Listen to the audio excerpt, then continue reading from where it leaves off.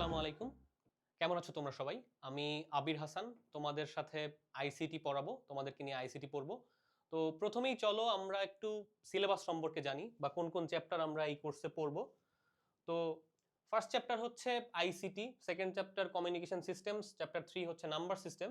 তো প্রথম দুইটা চ্যাপ্টারে মেইনলি হচ্ছে যে তথ্য ও যোগাযোগ প্রযুক্তি কি জিনিস, চ্যাপ্টার 1 এ বিশেষ করে। চ্যাপ্টার 2 তে হচ্ছে কমিউনিকেশন সিস্টেমস, মানে ওয়াইফাই, মোবাইল রাউটার, মোবাইল আমরা যেগুলা কমিউনিকেশনের জন্য ব্যবহার করি সেই ডিভাইসেস সম্পর্কে একটু আলোচনা করা আছে এবং নেটওয়ার্কিং সম্পর্কে আলোচনা করা আছে। চ্যাপ্টার নাম্বার 3 তে হচ্ছে নাম্বার সিস্টেম নিয়ে আলোচনা করছে এবং হচ্ছে এখানে দুইটা পার্ট আছে।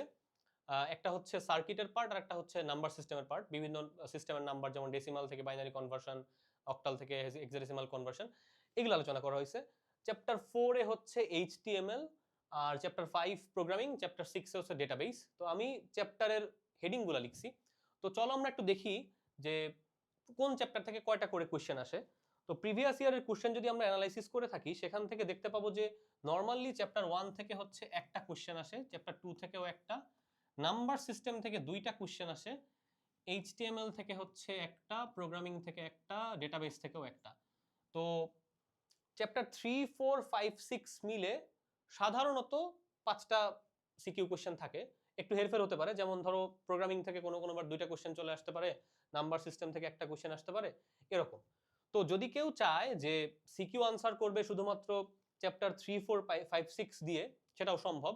এবং 3, 4, 5, 6 থেকে সিকিউ আনসার করা বেটার এই জন্য কারণ এখানে হচ্ছে আমার একদম ম্যাথ টাইপের কোয়েশ্চেন থাকে, তো ইজিলি আনসার করা যায় এবং ইজিলি নাম্বার পাওয়া যায়। আর চ্যাপ্টার 1 এবং 2 তে হচ্ছে একটু এক্সপ্লেনেশন টাইপ থাকে, সো সেক্ষেত্রে ওখানে নাম্বার পাওয়া একটু কষ্টকর হয়। তো আমরা একটু চলো যে দেখি কোথা থেকে কত, মানে সিকিউ পার্টে কত নাম্বার আর হচ্ছে এমসিকিউ আর প্র্যাকটিক্যালে কত। সো সিকিউ হচ্ছে গিয়ে তোমার 50, 5টা সেট কোয়েশ্চেন, এমসিকিউ হচ্ছে গিয়ে 25, আর প্র্যাকটিক্যালে হচ্ছে গিয়ে 25। তো সিকিউ চাইলে যে কেউ 3, 4, 5, 6 থেকে আনসার করতে পারে, কিন্তু যেহেতু আমাদের এমসিকিউ পারতে হবে সেক্ষেত্রে চ্যাপ্টার 1 এবং 2 খুবই গুরুত্বপূর্ণ। তো আমরা আজকে মেইনলি চ্যাপ্টার 1 দিয়ে শুরু করব। তো চলো আমরা চ্যাপ্টার 1 দিয়ে একটু শুরু করি। এখানে একটা বইয়ের ছবি দিয়ে রাখছি, আইসিটির রেজুলেশন কমে গেছে। ওকে, তো প্রথমেই হচ্ছে তথ্য এবং ডেটা কি জিনিস। যেহেতু আমরা আইসিটি পড়তেছি, সো আইসিটি মানে হচ্ছে ইনফরমেশন কমিউনিকেশন টেকনোলজি, তথ্য এবং যোগাযোগ প্রযুক্তি। তো উপাত্ত বা ডেটা, এটা হচ্ছে যে কোনো অগোছালো অবস্থায় থাকা যে কোনো একটা ইনপুট, আর তথ্য হচ্ছে যে ডেটাকে প্রক্রিয়াকরণ করে যে অর্থবহ অবস্থা পাওয়া যায় তাকে হচ্ছে তথ্য বলে। এবং পরীক্ষায় হচ্ছে খ নম্বরের কোশ্চেনে এই তথ্য এবং হচ্ছে ডেটার পার্থক্য চলে আসতে পারে। তো ডেটা কোনো কিছুর অর্থবহ কিংবা পূর্ণাঙ্গ ধারণা দিতে পারে না, আর যে কোনো তথ্য থেকে সংশ্লিষ্ট বিষয় সম্পর্কে পূর্ণাঙ্গ ধারণা পাওয়া যায় হচ্ছে তথ্যতে। এবং এই পার্থক্যটা তুমি যদি 2টা বা 3টা লিখতে পারো সেক্ষেত্রে 2 নম্বরের কোশ্চেনে ফুল মার্কস পাওয়া উচিত। আর আমরা একটা এক্সাম্পল দেখি আসলে, যে রিয়েল লাইফ এক্সাম্পল যদি বলি, তোমার ধরো কোন একজন ক্রিকেটার একটা সেঞ্চুরি করেছে, এটা হচ্ছে আমার কাছে একটা ডেটা বা উপাত্ত। কিন্তু যদি আমি বলি যে তার অ্যাভারেজ হচ্ছে গিয়ে 33 বা অ্যাভারেজ হচ্ছে গিয়ে 40, তো অ্যাভারেজটা আমি কি করে পাচ্ছি? অ্যাভারেজটা পাচ্ছি হচ্ছে যে তার অনেকগুলা ক্রিকেট ম্যাচের তার হচ্ছে গিয়ে স্কোর, সেখান থেকে আমি তার অ্যাভারেজ যে স্কোরটা সেটা পাচ্ছি। তো এইখান থেকে দেখো আমরা একটা কনক্লুশনে আসছি যে এই ব্যাটসম্যান অ্যাভারেজে হচ্ছে 40 করে রান করে বা 35 করে রান করে। তো এই যে অ্যাভারেজ স্কোর একজন ব্যাটসম্যানের, এটা হচ্ছে তোমার তথ্য। আর আমি যে একটা ম্যাচে বললাম যে ঠিক আছে অমুক ম্যাচে অমুক ক্রিকেটার হচ্ছে সেঞ্চুরি করছিল বা হচ্ছে 40 রান করছিল, এইটা হচ্ছে আমাদের কাছে ডেটা। তো ডেটা এবং তথ্য বা ইনফরমেশনের পার্থক্য আমরা বুঝতে পেরেছি। দেন পরীক্ষায় ক নম্বরের কোশ্চেনে আসতে পারে যে তথ্য এবং যোগাযোগ প্রযুক্তি কাকে বলে। এটা ক নম্বরের কোশ্চেনে প্রায়শই এসে থাকে। সো তখন তোমাকে লিখতে হবে যে কোনো তথ্যের উৎপত্তি, সংরক্ষণ, প্রক্রিয়াকরণ এবং সঞ্চালনে ব্যবহৃত প্রযুক্তি হলো তথ্য ও যোগাযোগ প্রযুক্তি। তো আমরা এই 4টা জিনিস একটু মাথায় রাখবো, যে উৎপত্তি, সংরক্ষণ, প্রক্রিয়াকরণ এবং সঞ্চালন জিনিসটাই হচ্ছে তথ্য ও যোগাযোগ প্রযুক্তি। তারপরে চলো, আচ্ছা, গ্লোবাল ভিলেজ। তো আমরা তো গ্রামে গ্রামে বড় হই অনেকে, তো অনেকে আমার ভিডিও দেখছো গ্রামে বসে। তো তোমরা জানো যে গ্রামে যদি কোনো একটা কি বলে মারামারি হয় বা কোনো একটা মেলা হয়, তো পুরো গ্রামবাসী কিন্তু জেনে যায় যে ঠিক আছে হ্যাঁ অমুক জায়গায় আজকে মারামারি হয়েছে বা অমুক জায়গায় মেলা হচ্ছে। তো কিভাবে জানে? কারণ সবাই সবার সাথে কানেক্টেড, ক্লোজলি কানেক্টেড। এই জন্য গ্রামের মানুষজন সমস্ত কিছু তাদের তাদের পাড়া প্রতিবেশী সম্পর্কে খোঁজ রাখে, বা মেলা হইলে বা মারামারি হইলে খুবই ইজিলি ইনফরমেশনটা অ্যাক্সেস করতে পারে বা জানতে পারে। তো গ্লোবাল ভিলেজ হচ্ছে এমন একটা ধারণা যেখানে পুরা পৃথিবীর মানুষ একসাথে কানেক্টেড থাকতে পারবে। সো কিভাবে কানেক্টেড থাকতে পারে? এখন যেহেতু ইন্টারনেটের ব্যাপক বিস্তৃতি, তো আমরা সোশ্যাল মিডিয়ার কল্যাণে একজন আরেকজনের সাথে কানেক্টেড থাকতে পারি, তারপরে ভিডিও কলে কথা বলতে পারি। তো এই যে পৃথিবীটা ছোট হয়ে আসছে, মানে আমি চাইলে এখন যে কোনো মুহূর্তে আমেরিকার কারোর সাথে কথা বলতে পারবো। এই যে পৃথিবীটা ছোট হয়ে আসছে, এই জিনিসটাকে, ধারণাটাকে আমরা বলতেছি হচ্ছে গ্লোবাল ভিলেজ। এবং ক নাম্বার বা খ নম্বরের কোশ্চেনে তোমাকে জিজ্ঞেস করতে পারে যে গ্লোবাল ভিলেজ কাকে বলে, অথবা গ্লোবাল ভিলেজ কি, বুঝিয়ে লেখো। তো গ্লোবাল ভিলেজ জিনিসটা কি, আমরা একটু বুকিশ সংজ্ঞাতে যাই। সেটা হচ্ছে, গ্লোবাল ভিলেজ হলো তথ্য ও যোগাযোগ প্রযুক্তি নির্ভর এমন একটি পরিবেশ। তো আমরা একটু এখানে হাইলাইট করি যে তথ্য ও যোগাযোগ প্রযুক্তি নির্ভর এমন একটি পরিবেশ যেখানে দূরবর্তী স্থানে অবস্থান করেও পৃথিবীর সকল মানুষ একটি একক সমাজে বসবাস করার সুবিধা পায় এবং একে অপরকে সেবা প্রদান করে। তো আমি যেটা বলছিলাম যে যে কোনো জায়গায় বসে এখন যে কোনো মানুষকে ইজিলি অ্যাক্সেস করা যায়, তার তার সাথে কথা বলা যায়, তার বিভিন্ন কি বলে, তাদেরকে সেবা প্রদান করা যায়। যেমন ধরো রিমোট যে ওয়ার্কিং সাইটগুলা, তারা কি করে, যেমন ফ্রিল্যান্সাররা, তারা কি করে যে একটা আমেরিকান কোম্পানির কাজ করে দেয় বাংলাদেশে বসে। তার মানে কি, দূরবর্তী স্থানে বসে সে একজনকে সেবা প্রদান করছে। তো এই জিনিসটা হচ্ছে গ্লোবাল ভিলেজ, মানে পৃথিবীটা আমরা একটা ছোট গন্ডির আকারে দেখছি, যে ইজিলি আমরা যে কোনো মানুষের সাথে যে কোনো সময় কানেক্টেড হতে পারছি। তারপরে দেখি যে বিশ্বগ্রাম বা গ্লোবাল ভিলেজ যেটাই বলি, এইটা তো মানে খালি খালি প্রতিষ্ঠা হয়ে যাবে না, বা শুধু শুধু হাওয়ায় তো এটা প্রতিষ্ঠা হয়ে যাবে না। এর জন্য কিছু কম্পোনেন্ট লাগবে, বা যার থ্রুতে আমরা হচ্ছে এই পুরা পৃথিবীর মানুষকে একটা ক্লোজড এনভায়রনমেন্টের মধ্যে নিয়ে আসতে পারবো। সেটাকে আমরা বলছি যে বিশ্বগ্রাম প্রতিষ্ঠার উপাদান সমূহ। এবং এখানে 5টা আছে। একটা হচ্ছে হার্ডওয়্যার, সফটওয়্যার, ইন্টারনেট, ডেটা, মানুষের জ্ঞান বা সক্ষমতা, জ্ঞান। ওকে। তো যেমন ধরো, যদি আমরা এখনকার কথাই চিন্তা করি, আমরা ইন্টারনেটের থ্রুতে ওয়েল কানেক্টেড থাকি পৃথিবীর যে কোনো মানুষের সাথে। তো এইটা যদি আমরা একজন মানুষের সাথে ফোন কলও করতে চাই, হোয়াটসঅ্যাপে একটা ফোন কল করতে চাই, তাহলে আমাদের কি কি দরকার, জাস্ট আমরা এইটা একটু চিন্তা করি। প্রথমত তোমার যেটা দরকার, একটা মোবাইল ফোন দরকার, যে তুমি তাকে ফোন দিবা, মোবাইল ফোন দরকার। সো এটা হচ্ছে আমার হার্ডওয়্যার বা একটা ডিভাইস। তারপরে তোমার দরকার হচ্ছে যে তুমি তো হোয়াটসঅ্যাপে কল দিবা, বা মেসেঞ্জারে ফোন দিবা, বা ইমোতে ফোন দিবা, একটা অ্যাপ লাগবে বা একটা সফটওয়্যার লাগবে। সো এই জন্য আমরা বলছি 2 নম্বরে প্রয়োজন হচ্ছে সফটওয়্যার। তোমার কাছে হচ্ছে মোবাইল ফোনও আছে, তোমার মোবাইল ফোনে হোয়াটসঅ্যাপও ইনস্টল করা আছে, কিন্তু ইন্টারনেট নাই। সো তুমি কিভাবে একজনকে ফোন দিবা বা একজনের সাথে কানেক্টেড হবা? সো ইন্টারনেটও প্রয়োজন। আচ্ছা, এরপরে হইতেছে যে ডেটা এবং হচ্ছে মানুষের জ্ঞান বা সক্ষমতা। ডেটা জিনিসটা হচ্ছে যে আমরা তো ইনফরমেশন পাস করি একজন আরেকজনের থ্রুতে। তো ডেটা হচ্ছে গিয়ে আমাদের দরকার এই ইনফরমেশন গুলাকে যাতে আমরা ইজিলি অ্যাক্সেস করতে পারি, যে কারোর থ্রুতে বা যে কারোর মাধ্যমে আমরা ইজিলি যাতে ইনফরমেশন গুলো অ্যাক্সেস করতে পারি। সো এই অ্যাক্সেস অফ ইনফরমেশন, এই জিনিসটাকে আমরা বলতেছি হচ্ছে ডেটা। আর দেন হচ্ছে গিয়ে মানুষের জ্ঞান বা সক্ষমতা। এটা বলতে পারো যে ওয়াইজলি হচ্ছে মানুষজন ডিসিশন নিতে পারে বা কারোর সাথে কনভারসেশন করতে পারে, এই জন্য মানুষের জ্ঞান বা সক্ষমতা দরকার। তো আমি একটা রিয়েল লাইফ এক্সাম্পল দিই। ধরো আমার মা, সে হচ্ছে গিয়ে ফোনে খুব বেশি অভ্যস্ত না। তো তার কাছে মোবাইল ফোনও আছে, হোয়াটসঅ্যাপও ইনস্টল করা আছে, তারপরে ইন্টারনেট সংযোগও আছে, কিন্তু তিনি হচ্ছে আমাকে ফোন দিতে পারতেছেন না, কারণ তিনি আমার নামটা খুঁজে পাচ্ছেন না। সো এই জন্য যে মানুষের জ্ঞান বা সক্ষমতারও দরকার আছে পুরো গ্লোবাল ভিলেজটাকে সাস্টেইন করানোর জন্য। তারপরে চলো, আচ্ছা, এখন হচ্ছে আমরা দেখব যে যেহেতু ইনফরমেশন টেকনোলজি পুরো পৃথিবীকেই একদম একটা অনবদ্য জায়গায় নিয়ে গেছে, তো আমরা দেখব যে এই তথ্য যোগাযোগ প্রযুক্তির আসলে সুবিধাগুলো কি কি। তো পরীক্ষায় তোমাকে আসতে পারে যে তথ্য ও যোগাযোগ প্রযুক্তির সুবিধাগুলো বুঝিয়ে লেখো, বা আলোচনা করো, বা ব্যাখ্যা করো, এরকম কিছু একটা পরীক্ষা আসতে পারে। তো অপচয় রোধ করে এবং সময় সাশ্রয়ী হয়, মানে আমরা ইজিলি হচ্ছে গিয়ে যে কারোর সাথে যে কোনো সময় যোগাযোগ করতে পারি, তো অবশ্যই সময় সাশ্রয় হয়। তারপরে তথ্যের প্রাপ্যতা সহজ হয়, আমরা ইজিলি ইনফরমেশন অ্যাক্সেস করতে পারি। আগে ছোটবেলায় আমরা আহ, আহ, সংবাদ দেখার জন্য রাত 9টার সময় হচ্ছে টিভির সামনে বসে পড়তাম। গ্রামের লোকজন বসে পড়তো যে রাত 9টা টিভি দেখবে। এখন সংবাদের জন্য কিন্তু আমাদের টিভির উপর নির্ভর করতে হয় না, মোবাইল ফোনে, ফেসবুকে, বা নির্দিষ্ট নিউজ পোর্টালের ওয়েবসাইটে গিয়ে আমরা ইজিলি হচ্ছে গিয়ে সংবাদ দেখতে পারি। তারপরে হচ্ছে যে তাৎক্ষণিক যোগাযোগ সম্ভব হয়, সর্বক্ষেত্রে দক্ষতা বৃদ্ধি পায়, ব্যবসা বাণিজ্যে লাভজনক প্রক্রিয়া সৃষ্টি হয়, ই কমার্সের মাধ্যমে বিশ্বব্যাপী পণ্যের বাজার সৃষ্টি করা যায়। তোমরা জানো যে আলিবাবা নামে একটা প্রতিষ্ঠান আছে চায়নার, ওরা হচ্ছে পুরো পৃথিবীতে ওদের জিনিসপত্র সেল দেয়, মানে চায়নার জিনিসপত্র সেল দেয় পুরো পৃথিবীতে। অ্যামাজন আছে, তারপরে হচ্ছে যে বাংলাদেশেও ছোট ছোট ওয়েবসাইট আছে, বাংলাদেশে দারাজ আছে, পিকাবু আছে। তো ই কমার্সের থ্রুতে কি হয় যে তোমার যে কেউ যে যে যে কোনো ঘরে বসে পণ্য সেল করতে পারে। তো আমার কাছে ধরো আমি গ্রামে বসবাস করি, আমি হচ্ছে গিয়ে ভালো পাঞ্জাবি বানাই বা শাড়ি বানাই, তাঁত আছে আমাদের গ্রামে একটা। তো আমি চাইলাম যে এই পণ্যগুলো আমি সেল করব। তো আমি সুন্দর মতো হচ্ছে গিয়ে ছবি টবি তুলে বিজ্ঞাপন দিলাম ফেসবুকে বা ওয়েবসাইটে, এই থ্রুতে লোকজন অর্ডার করলো, আমি কুরিয়ার করে হচ্ছে গিয়ে পাঠাই দিলাম। তো এই জিনিসটার থ্রুতে কি হচ্ছে যে গ্রামের একদম প্রান্তিক একজন ব্যবসায়ী সেও কিন্তু লাভবান হতে পারতেছে এই তথ্য ও যোগাযোগ প্রযুক্তির কল্যাণে।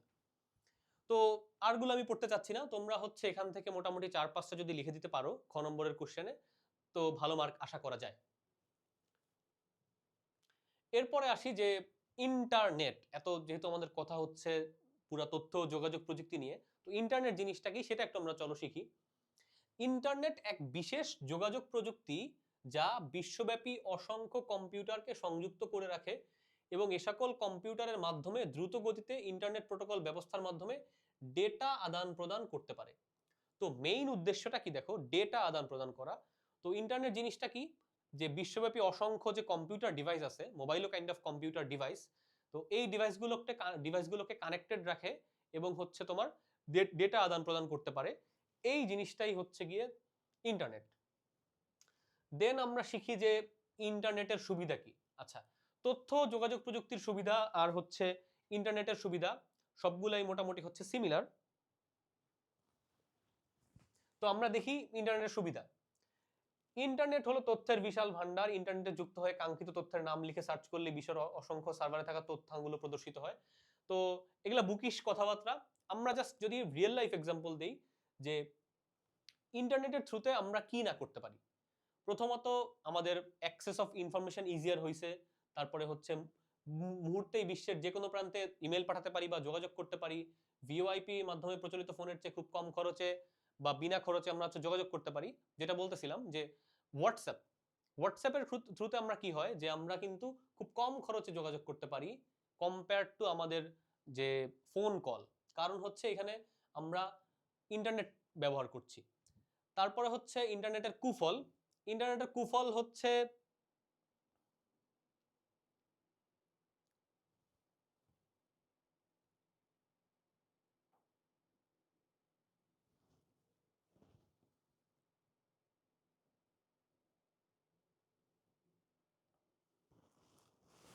আচ্ছা, চলো আমরা ইন্টারনেটের কুফল নিয়ে আলোচনা করি। সামাজিক যোগাযোগ মাধ্যম কিংবা তথ্য যোগাযোগ প্রযুক্তির যত বেশি, চলো আমরা ইন্টারনেটের কুফল নিয়ে আলোচনা করি। সামাজিক যোগাযোগ মাধ্যম এবং তোমার হচ্ছে যে ইন্টারনেটের যত বেশি সহজলভ্যতা আমাদের সমাজে বেড়েছে, একই সাথে কিন্তু কিছু অপরাধ বা হচ্ছে আমাদের নৈতিক অবক্ষয় তৈরি হয়েছে। যার মধ্যে হচ্ছে যে এখনকার যুগের ছেলেমেয়েরা আমরা অনেক বেশি সোশ্যাল মিডিয়াতে এডিক্টেড থাকি, ফেসবুক, ইনস্টাগ্রাম, তারপরে হচ্ছে গিয়ে অনলাইন গেমসে আসক্ত থাকি, অনেকে হচ্ছে গিয়ে কুরুচিপূর্ণ বিষয়ের সাথে এডিক্টেড হয়ে যায়। সো এই কারণে কি হয়, যেটা হচ্ছে যে আমাদের নৈতিক অবক্ষয় হয়, একই সাথে আমরা আমাদের যে একটা রিয়েল লাইফ আছে, আমাদের বাবা মা, বন্ধু বান্ধব, স্কুল, কলেজ, তো ওই রিয়েল লাইফ থেকে আমরা একটু বিচ্ছিন্ন হয়ে পড়ি যখন আমরা সামাজিক যোগাযোগ মাধ্যমে বেশি এডিক্টেড হয়ে যাই কিংবা ধরো অনলাইন গেমসের প্রতি বেশি এডিক্টেড হয়ে যাই। তো খ নম্বর কোশ্চেনে আসতে পারে যে ইন্টারনেটের সুবিধাসমূহগুলো কি বা ইন্টারনেটের কুফলগুলো কি, এগুলো আলোচনা করো। তো এখান থেকে আমরা মোটামুটি 4-5টা বেস পয়েন্ট ধরে পরীক্ষায় লিখে দিতে পারলেই বেশ ভালো নম্বর আশা করা যায়। এরপরে হচ্ছে ইমেইল। ইমেইল সবাই জানি, প্রথমেই সবাই একটা ফোন কিনলে প্রথমে হচ্ছে একটা ইমেইল খুলে, জিমেইল। তো ইমেইল জিনিসটা কি, ইমেইল হচ্ছে যে ইলেকট্রনিক মেইল, ইন্টারনেটের মাধ্যমে বিভিন্ন ডিজিটাল ডিভাইস, কম্পিউটার বা মোবাইল, এর মাধ্যমে ডিজিটাল তথ্য আদান প্রদান ব্যবস্থাকে ইমেইল বলা হয়। তো এখনকার সময়ে তথ্য আদান প্রদানের জন্য শুধুমাত্র যে আমরা ইমেইলের প্রতি নির্ভরশীল তা না, হোয়াটসঅ্যাপ, মেসেঞ্জার, তারপরে হচ্ছে গিয়ে অন্য যে কোনো সোশ্যাল মিডিয়া অ্যাপ ব্যবহার করেও আমরা তথ্য আদান প্রদান করতে পারি।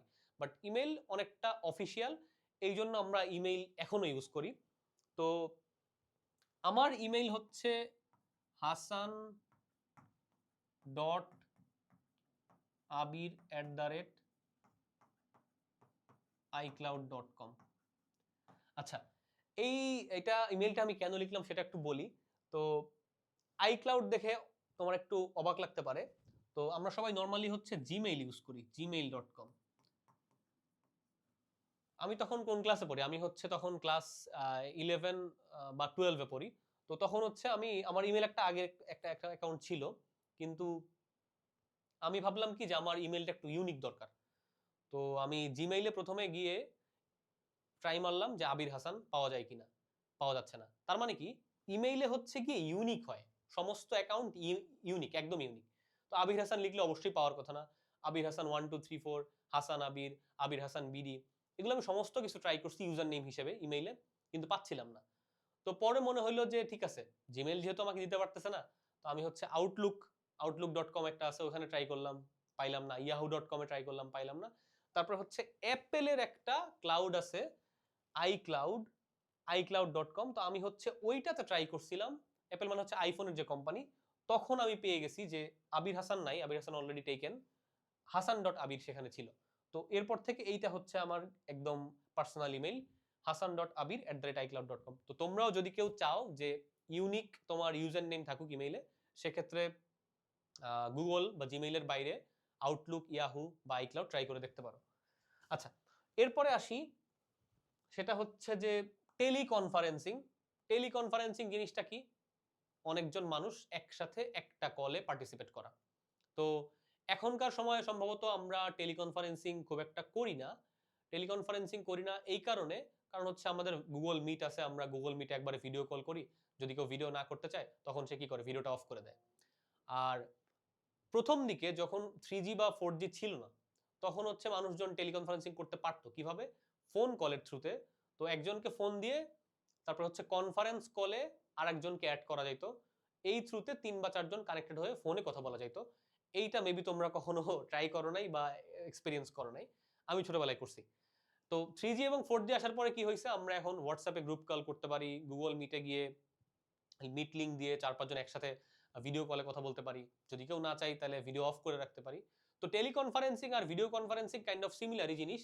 তবুও আমরা একটু বইয়ের সংজ্ঞা পড়ি, বইতে কি লিখছে দেখি। বইয়ে লিখছে যে টেলিফোন সংযোগ ব্যবহার করে কম্পিউটার, অডিও মডেম, ভিডিও যন্ত্রের সাহায্যে দেশ বিদেশের বিভিন্ন স্থান থেকে কোনো সভায় অংশগ্রহণ করার পদ্ধতিকে টেলিকনফারেন্সিং বলা হয়। আচ্ছা, এরপরে যদি আমরা ভিডিও কনফারেন্সিং এর সংজ্ঞাটা দেখি, ভিডিও কনফারেন্সিং হলো যে কোনো ভৌগোলিক দূরত্ব হতে একাধিক ব্যক্তিবর্গের মধ্যে টেলিকমিউনিকেশন প্রযুক্তি ব্যবহার করে সংঘটিত যোগাযোগ ব্যবস্থা, যেখানে অংশগ্রহণকারীগণ কথা বলার সাথে ভিডিওতে পরস্পরকে দেখতে পান। তো ভিডিও কনফারেন্সিং আর টেলিকনফারেন্সিং দুটা একই জিনিস কাইন্ড অফ, বাট পরীক্ষায় আসলে আমাদেরকে একটু স্পেসিফিক্যালি লিখতে হবে যে ভিডিও কনফারেন্সিং হচ্ছে আমরা ভিডিও, আর টেলিকনফারেন্সিং হচ্ছে গিয়ে যে টেলিফোন যোগাযোগ বা হচ্ছে আমরা অডিও কল বলতে পারি। এবং এখানে অডিও মডেম, ভিডিও যন্ত্রের সাহায্যে পুরোটা কিন্তু উল্লেখ করে দিছে। সো খুব বেশি পার্থক্য নাই, বাট পরীক্ষার খাতায় আমরা স্পেসিফিক ভিডিও কনফারেন্সিং আসলে ভিডিওতে এই কথাটা লিখে দিব যে ভিডিওতে পরস্পর যোগাযোগ করতে পারে বা দেখতে পায়। আচ্ছা, তারপরে চলো আমরা একটু দেখি যে গ্লোবাল ভিলেজের যে আইডিয়াটা ছিল, যে ইজি টু ইনফরমেশন অ্যাক্সেস, আর হচ্ছে যে কোনো সময় যে কোনো কারোর সাথে যোগাযোগ করা বা সেবা প্রদান করা দূরবর্তী স্থান থেকেও, এইটা হচ্ছে গ্লোবাল ভিলেজের মেইন কনসেপ্ট। তো আমরা একটু দেখি যে এর প্রধান উপাদান কি কি। যোগাযোগ, কর্মসংস্থান, শিক্ষা, চিকিৎসা, গবেষণা, অফিস, বাসস্থান, ব্যবসা বাণিজ্য, সংবাদ, বিনোদন এবং সাংস্কৃতিক বিনিময়। তো পুরো এই যে ব্যাপারগুলো আছে, এটা নিয়ে আমরা এক একটা করে ডিসকাশন করব। তো চলো আমরা শুরু করি। ফার্স্টেই হচ্ছে কি আমাদের এখানে আছে যে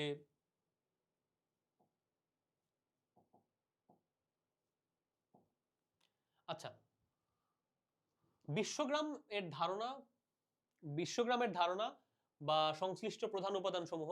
তো চলো আমরা একটু দেখি যে গ্লোবাল ভিলেজ যে আমরা কনসেপ্টটা শিখছিলাম, সেখানে কি ছিল যে ইজি টু ইনফরমেশন অ্যাক্সেস আর দূরবর্তী স্থানে থেকেও সেবা প্রদান করা। তো এইটার হচ্ছে অনেকগুলো কম্পোনেন্ট আছে বা উপাদান আছে, যেগুলোর কারণে হচ্ছে কি আমরা এই গ্লোবাল ভিলেজ কনসেপ্টটাকে আরো কি বলবো ভালোভাবে বুঝতে পারি বা চিনতে পারি। তো এগুলোর মধ্যে অনেকগুলো ওয়ে আছে। একটা হচ্ছে যোগাযোগ, কর্মসংস্থান, শিক্ষা, চিকিৎসা, গবেষণা, অফিস, বাসস্থান। এই প্রত্যেকটা জায়গায় তথ্য এবং যোগাযোগ প্রযুক্তি মিলে এই গ্লোবাল ভিলেজের কনসেপ্টটাকে আমরা কাট কাট কাট করে দেন ভাই। আচ্ছা, তো চলো আমরা যে গ্লোবাল ভিলেজ কনসেপ্টটা পড়ছিলাম বা বিশ্বগ্রাম, এটার কয়েকটা উপাদান আছে, পরীক্ষায় আসতে পারে যে গ্লোবাল ভিলেজের উপাদান সমূহ লিখো। তো এইখানে আমরা আলোচনা করে রাখছি, যেমন যোগাযোগ, কর্মসংস্থান, শিক্ষা, চিকিৎসা, গবেষণা, অফিস, বাসস্থান, এরা হচ্ছে গ্লোবাল ভিলেজের মোটামুটি উপাদান সমূহ। তো এগুলা পরীক্ষায় তোমার হচ্ছে আসবে খ নম্বরের কোশ্চেনে। তো মোটামুটি 5-6টা লিখে দিতে পারলেই ভালো নাম্বার পাওয়ার কথা। তো চলো আমরা এরপরে একটু এই যে যে পয়েন্টগুলো আছে, যে যোগাযোগ, কর্মসংস্থান, শিক্ষা, চিকিৎসা, এর বিভিন্ন আঙ্গিকে আমরা হচ্ছে একটু পরে আলোচনা করব। যেমন ধরো আউটসোর্সিং, আউটসোর্সিংটা কোথায় পড়তেছে? এটা হচ্ছে কর্মসংস্থানের মধ্যে পড়ছে। আর যোগাযোগের ক্ষেত্রে আমরা অলরেডি আলোচনা করে ফেলছি, সেটা হচ্ছে টেলিকনফারেন্সিং বা ভিডিও কনফারেন্সিং, তারপরে হচ্ছে যোগাযোগের বিভিন্ন মাধ্যম, ইন্টারনেট, এটা আমরা অলরেডি আলোচনা করে ফেলছি। তো এখন চলো কর্মসংস্থান। কর্মসংস্থানের মধ্যে হচ্ছে আউটসোর্সিং একটা ওয়ে, যে আমরা কিভাবে তোমার হইতেছে যে কাট ভাই, কাট কাট কাট কাট কাট।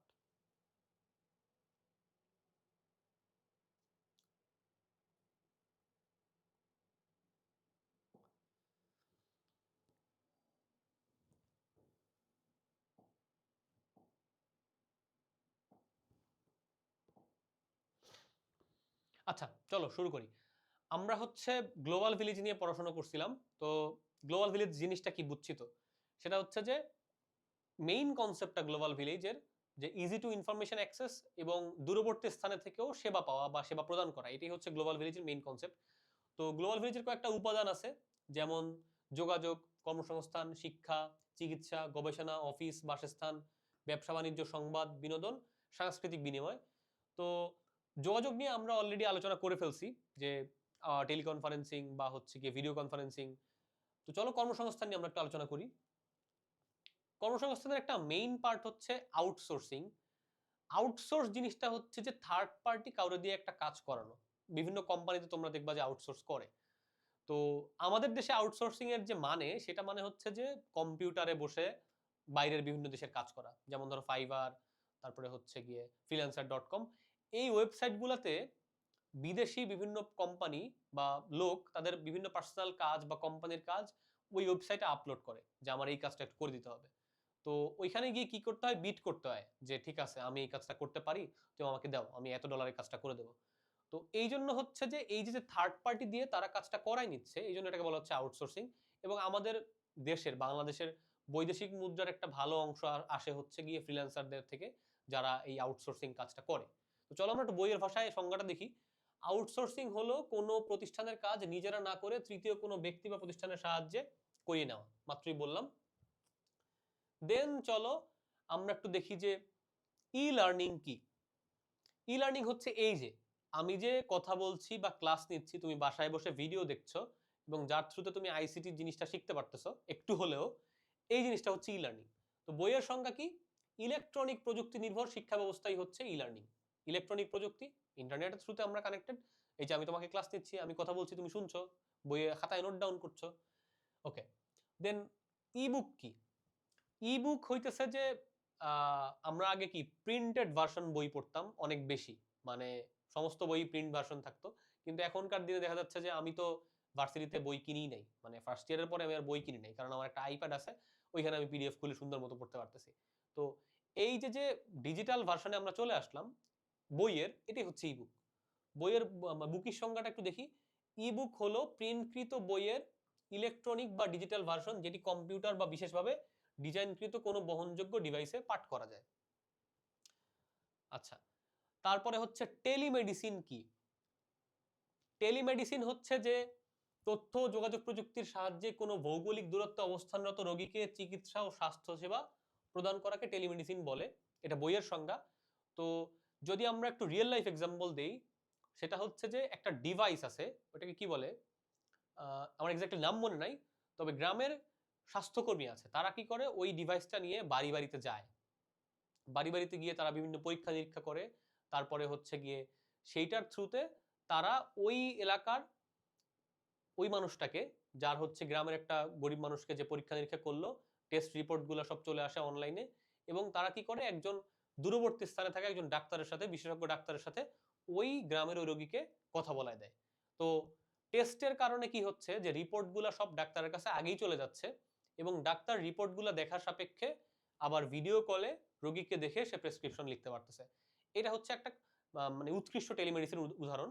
এর বাইরে বাংলাদেশ সরকারের একটা কল সেন্টার আছে, সেটা হচ্ছে 1-62-63। এইটাতে ফোন দিয়ে তুমি দিনে রাতে যে কোনো সময় হচ্ছে প্রেসক্রিপশন নিতে পারো বা মেডিকেল হেল্প সিক করতে পারো এবং এইটাতে 24 ঘন্টাই ডাক্তার অ্যাক্টিভ থাকে। তো এই যে দেখো দূরবর্তী স্থানে বসে, আমি এখানে বসে একজন ডাক্তারকে ফোন দিলাম, মানে 1-62-63-কে ফোন দিলাম, আমি একজন ডাক্তারের সাথে কথা বললাম যে আমার অমুক সমস্যা, আমি সমস্যা হচ্ছে বা আমি জ্বর হচ্ছে, আমি পায়খানা হচ্ছে, পাতলা পায়খানা হচ্ছে 3 বেলা, তো সে আমাকে প্রেসক্রিপশন বলে দিল।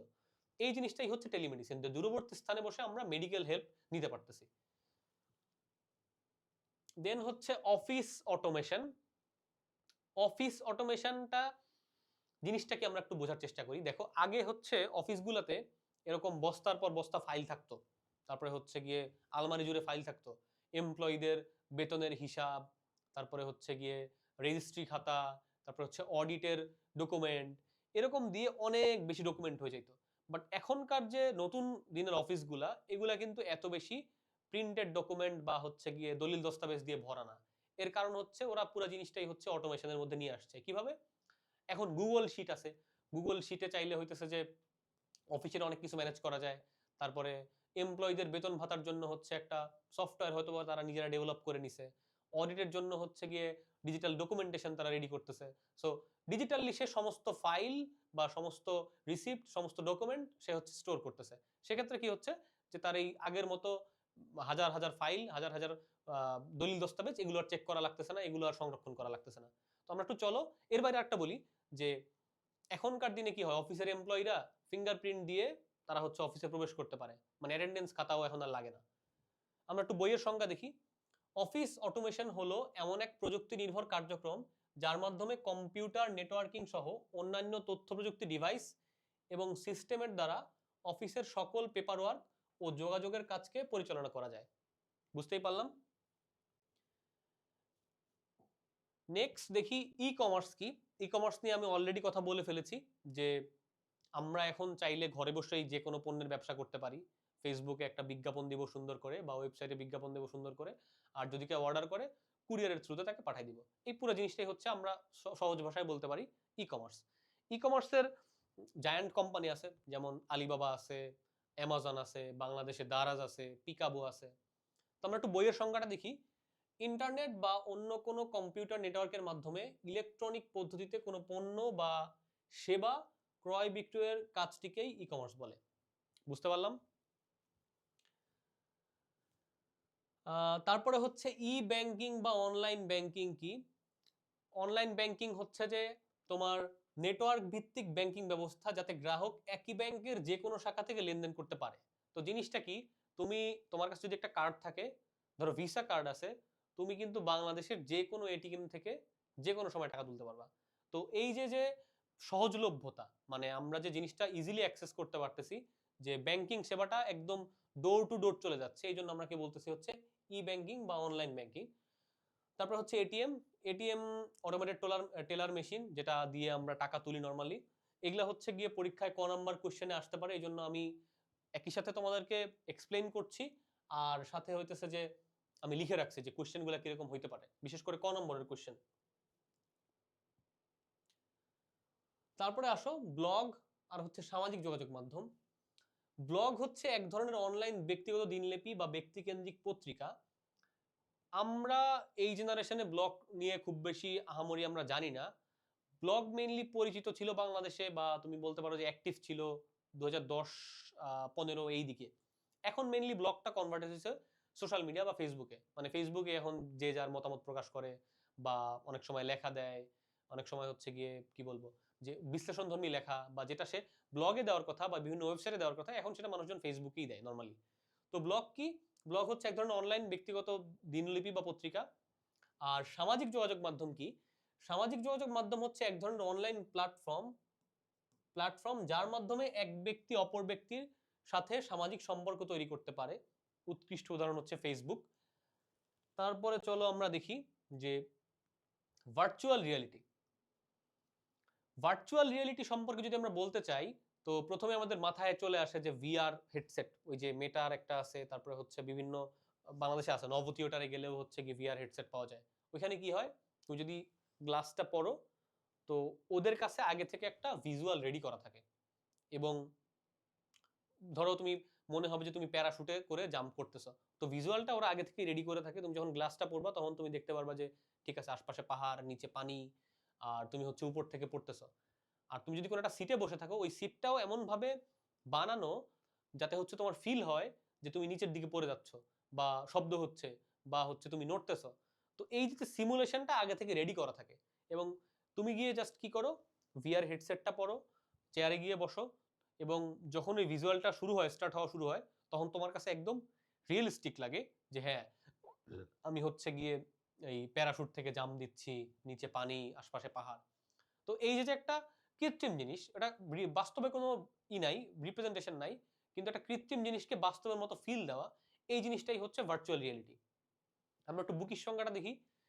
ভার্চুয়াল রিয়েলিটি একটি কম্পিউটার সিমুলেটেড পরিবেশ যেখানে ব্যবহারকারী ওই পরিবেশে মগ্ন হতে, বাস্তবের ন্যায় কাল্পনিক দৃশ্য উপভোগ করতে, সেই সাথে বাস্তবের ন্যায় শ্রমানুভূতি এবং দৈহিক ও মানসিক ভাবাবেগ, উত্তেজনা অনুভূতি প্রভৃতির অভিজ্ঞতা অর্জন করতে পারে।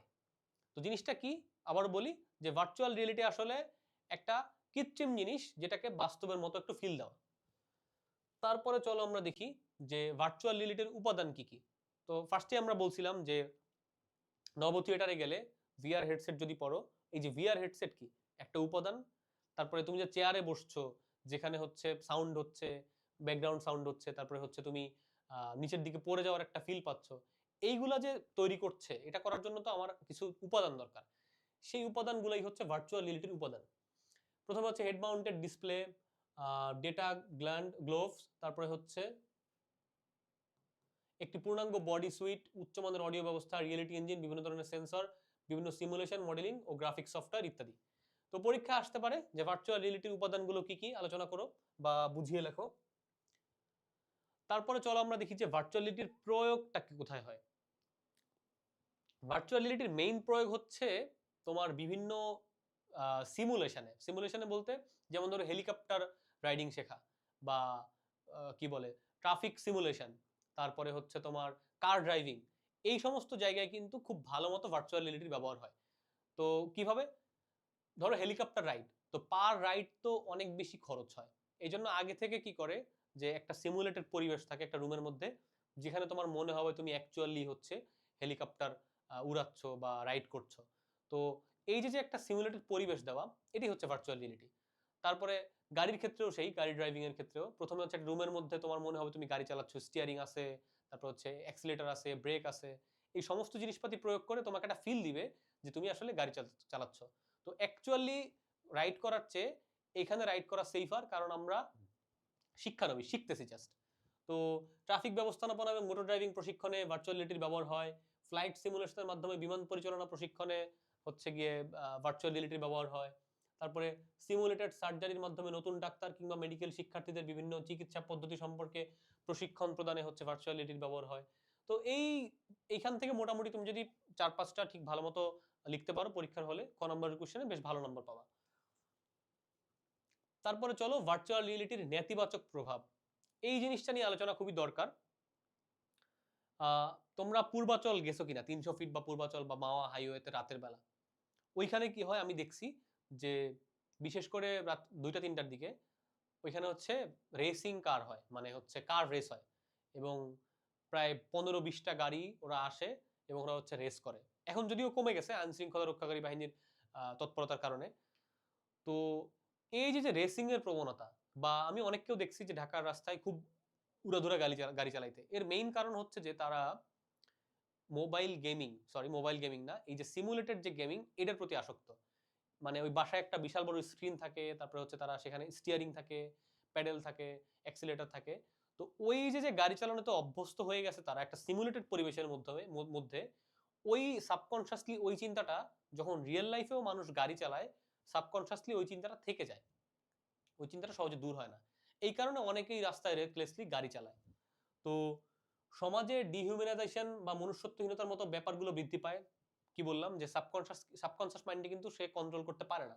সো গাড়ি অ্যাক্সিডেন্ট হয়ে যাওয়ার সম্ভাবনা থাকে এই সমস্ত সিমুলেটেড পরিবেশে যারা গেমিং করে অভ্যস্ত। একে অপরের মাধ্যমে পারস্পরিক ইন্টারাকশনের অভাবে সমাজে অনিশ্চয়তা বিরাজ করে। ইচ্ছামতো কল্পনার জগতে বিচরণের সুযোগ লাভের ফলে মানুষ বাস্তবতার অনুভূতি সম্পর্কে উদাসীন থাকে। এই জিনিসটা আমি বারবার হাইলাইট করতে চাচ্ছি যে বাস্তবতার অনুভূতি সম্পর্কে উদাসীন থাকে মানুষজন, কারণ সে ওই সিমুলেটেড পরিবেশের মধ্যে অলরেডি অভ্যস্ত। তো এই ছিল আমাদের আজকের ক্লাস চ্যাপ্টার 1-এ। চ্যাপ্টার 1-এ আমরা আরো একটা ক্লাস নিব, আরো একটা ক্লাস নিয়ে আমরা শেষ করে দিব। তারপরে চ্যাপ্টার 2 শুরু করব। চ্যাপ্টার 2 তেও আমরা 2টা বা 3টা ক্লাস নিব, বেশি না। এরপরেই আমরা চ্যাপ্টার 3 তে নাম্বার সিস্টেম শুরু করে দিব। তো তোমরা বাসায় যারা ক্লাস দেখছো, আশা করি যে একটু বইয়ের রিডিংটা দিবা, কারণ হচ্ছে আমি পুরো সম্পূর্ণ জিনিস কিন্তু আমি আলোচনা করতে পারি না আমাদের এই ভিডিওতে। আমরা হচ্ছে কিছু বেসিক জিনিসপাতি যেগুলো জানা দরকার এবং হচ্ছে পরীক্ষায় আসার মতো, আমরা সেগুলো নিয়ে মেনলি আলোচনা করেছি। এর বাইরেও বইয়ে অনেক বেশি ইনফরমেশন আছে এবং বই পড়লে তুমি বুঝতে পারবা যে জিনিসগুলো আসলে কিভাবে কাজ করছে। তো আমার রিকোয়েস্ট থাকবে যে তোমরা বাসায় একটু বইটা দেখবা, একই সাথে হচ্ছে ক্লাসের যে আমি টপিকগুলো পড়ালাম সেই টপিকগুলো একটু জোর দিবা, বিশেষ করে ক এবং খ নম্বরের কোশ্চেনে। আর গ ঘতেও যে কোশ্চেনগুলো আসে এটা নিয়ে আমরা একদম এই চ্যাপ্টারের লাস্ট ক্লাসে আমরা হচ্ছে আলোচনা করব। আসসালামু আলাইকুম।